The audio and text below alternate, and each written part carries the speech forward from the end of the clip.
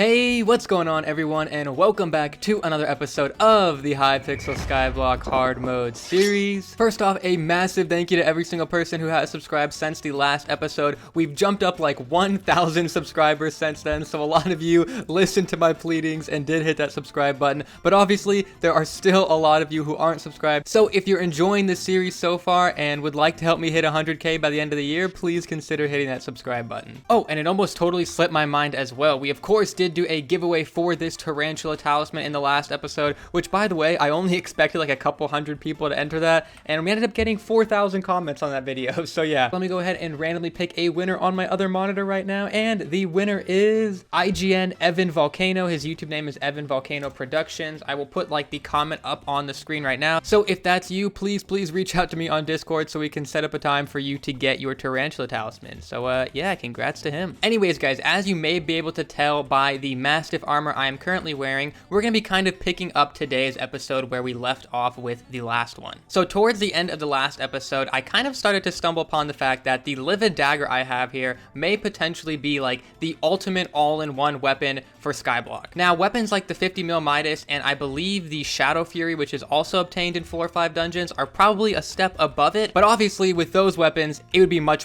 harder for me to get them. I mean, a 50mm Midas, I'm not getting 50 million coins anytime soon, most likely, and a Shadow Fury is like a super rare drop. So I already got lucky enough getting the livid dagger to drop. I don't know if I'll get lucky enough to get a Shadow Fury to drop as well. And for those of you who play the game normally, we actually can go ahead and check the auction house here, but I'm assuming that the livid dagger is much more affordable than the Shadow Fury. So you can see the lowest priced livid dagger here is about 13 million coins. Yeah, whereas the lowest priced Shadow Fury is 37.4 million coins. So yeah, this definitely applies to the average player as well, who's kind of on a bit of a budget, but trying to find a sword that they could use for, well, I mean, pretty much everything. Dungeons, slayers, dragons, whatever. So where we left off last episode, I was able to show that the livid dagger is pretty much equal or a little bit better than both the scorpion foil and the reaper falchion for their respective slayers. But I was not able to compare it up against the Pooch sword for Sven's because obviously I didn't have one yet. Because the Pooch sword here is of course a little bit pricey. These 48 golden teeth require 24 stacks of enchanted gold and 96 stacks of wolf teeth. Now luckily for me, I have been working towards a Pooch sword for quite some time already. You can see I have some gold minions up all over here. So just today, I did finally hit these 24 stacks of enchanted gold that are required to craft it. But unfortunately for me, in terms of the 96 stacks of wolf teeth we need,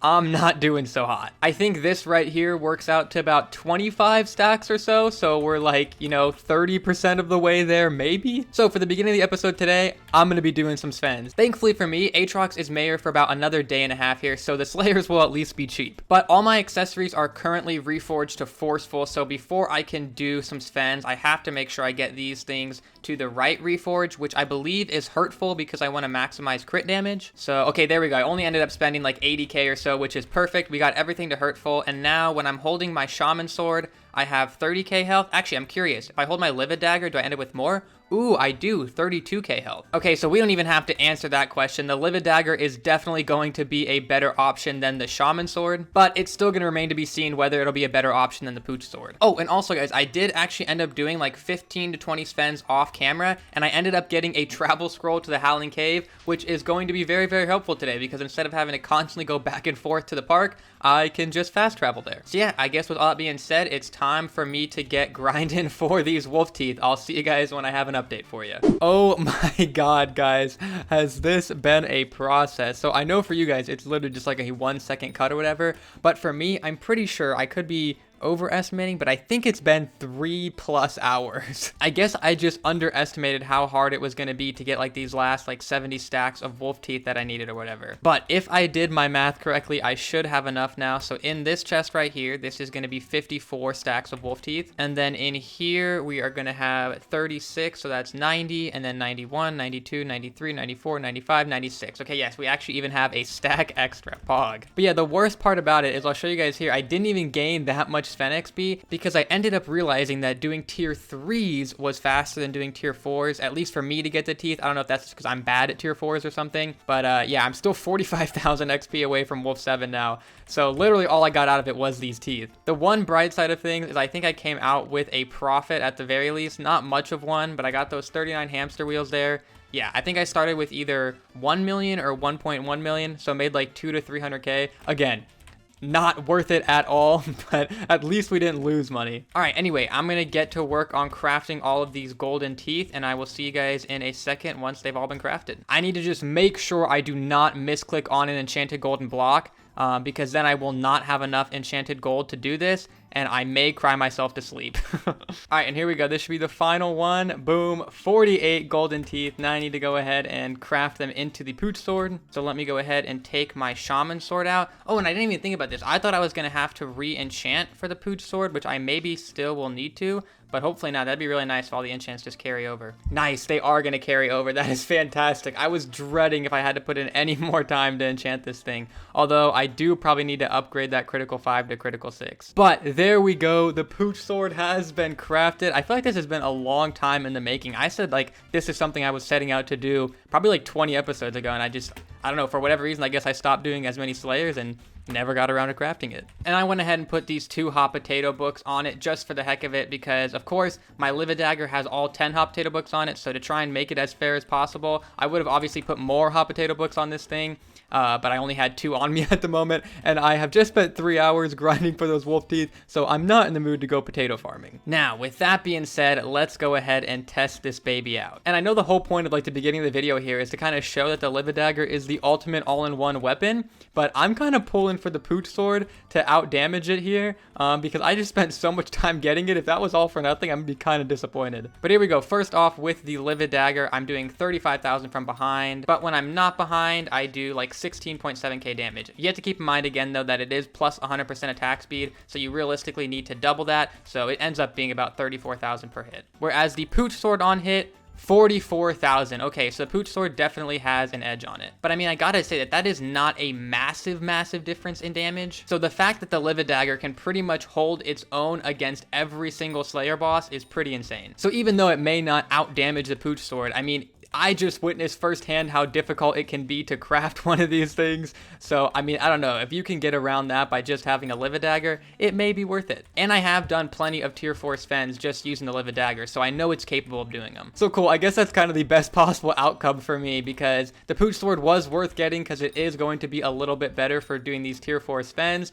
But also my whole theory about the livid dagger being like really good for every single Slayer still holds true as well, because it's not that much worse than the Pooch sword. And of course it does out damage the Scorpion Foil and the Reaper Falchion. The Pooch sword is the only one it doesn't out damage for like their respective Slayer. So now guys, I have shown that the livid dagger here can hold its own in a dragon fight. It can hold its own in every single tier 4 Slayer fight on Skyblock. So the last logical place for me to prove its versatility is of course dungeons. Now when I originally got the livid dagger here, I did actually test it in dungeons a little bit with the left click ability, but at the time I really had no idea what I was doing at all, and since then I have done a little bit more research on the left click meta, and I feel like I know the best way to maximize its capabilities now. So first off, instead of using my 3/4 adaptive with the shadow goggles for my helmet, I'm instead going to be using just half adaptive here and using my shadow assassin helmet and my shadow assassin boots that I got in that same episode where I got the livid dagger. So first off here, I'm gonna get both the shadow assassin helmet and the boots to 5-star dungeon items. Okay, never mind. I only had 1,000 wither essence. I didn't think I was gonna go broke, but I did. So we have 5-star shadow assassin helmet and 3-star shadow assassin boots. I guess close enough. This is gonna be a bit of a scuff test. And then next up, ideally I would get necrotic on both of these items. Unfortunately, I also only have 1 necromancer's brooch hanging around. So I guess since the helmet is the only thing that's 5 stars, I'll go ahead and put necrotic on that. And for now, we'll just put Ys on the boots. Anyways though, then the final step to prepare myself is to get my talismans to the correct reforge, which before I believe I had them on forceful, but what I want to actually get them on, of course I'm going to get forceful right off the bat when I don't want it. What I actually want them on though is demonic. And the reason I want demonic here is because it gives a lot of intelligence and it also gives some strength, which is going to help maximize that left click damage, as opposed to the bizarre reforge for talisman, which will give me even more intelligence and will help out my damage a lot, but then it gives negative crit damage, which is going to hinder my damage a lot. So yeah, last thing I need to do is go ahead and equip my legendary sheep pet, and we'll hop into a dungeon and see how this left click meta goes. All right, so I've hopped into a floor 2 dungeon here, and let's just see. Okay, already I think I was doing 500,000 damage with this left click. It seems to be really all over the place. Let's see, 221,000 there. These guys have a high defense, so it'll be low there. 688,000 there. Oh my god. Okay, and then just for reference, the right click of my Spirit Scepter looks like it's doing about like 70 to 100,000 damage. And then the left click of my Spirit Scepter, I can't tell if that's 300 or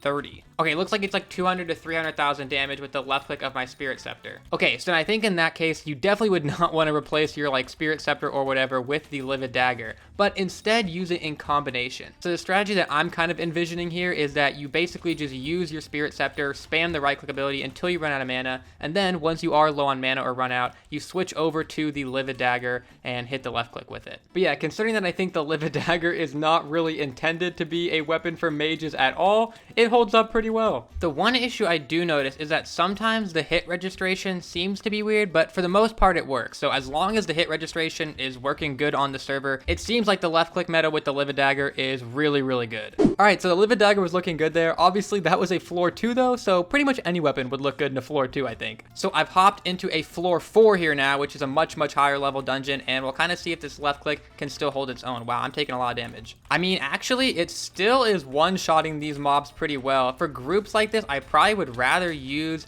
the Spirit Scepter here and just spam the right click ability, but this left click is holding up. And I mean, if you're like literally any other class besides mage, this would probably be a great weapon to use, because I imagine like as a berserker or something, you would do a ton of damage. So yeah, I'm definitely feeling very, very comfortable here saying that this is like the ultimate all-in-one skyblock weapon. And with that now out of the way, I want to actually move on and start doing some preparations for the next mayor, which based on the current votes is obviously going to be Marina here. But I am perfectly fine with this. I actually also voted for her because she is going to be bringing back her fishing festival, which is obviously where you can fish up some sharks. Which the reason I'm super, super excited for her to be bringing this event back was because last time I was not able to fish up any great whites because my fishing level was too low. But if you see here now, I am currently fishing 23 and I'm only about 200,000 XP away from fishing 24, where I will be able to start fishing up great whites. And so I think here, if I just go and collect all of the enchanted clay from my clay minions, I could maybe put even more of a dent in there and get super, super close. Okay, so after collecting all of the clay, I got up to 460,000 XP.